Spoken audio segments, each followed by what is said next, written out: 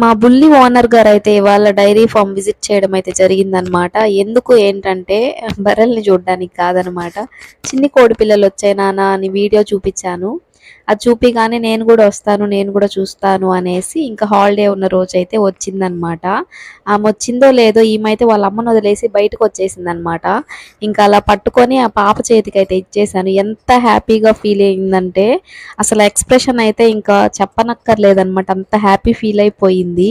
ఇంకా ఇంటికి తీసుకెళ్దామని ఒకటే గొడవ అనమాట. లేదు నాన్న చిన్ని బేబీ వాళ్ళ మమ్మీతోనే ఉండాలి అనేసరికి ఇంకా సైలెంట్ అయిపోయింది. మా ఓనర్ మేడంని ఎప్పుడు డైరీకి పిలిచినా నేను రానంటే రాను అని తెగేసుకొని కూర్చో ఉంటది అనమాట. ఎందుకంటే అక్కడికి వచ్చినప్పటి నుంచి టైం ఎలా స్పెండ్ చేయాలో తనకి తెలీదు. ఇంకా అదేమన్నా అంటే కొన్ని దూడల దగ్గరికి వెళ్ళి ఏవేవో మాటలు చెప్పుకొని వచ్చేస్తుంది. ఇంకా అలా చాలాసార్లు జరిగేసరికి నేను రానంటే రాను అనేసి చెప్పేదనమాట. ఇంకా ప్రీవియస్గా ఒక వీడియోలో ఇలా చిన్ని కోడి పిల్లలు ఉన్నాయి అని అనేసరికి ఇంకా ఎలా అయినా వచ్చి చూడాలి అనేసి ఇంకా వచ్చేసింది మాతో పాటు.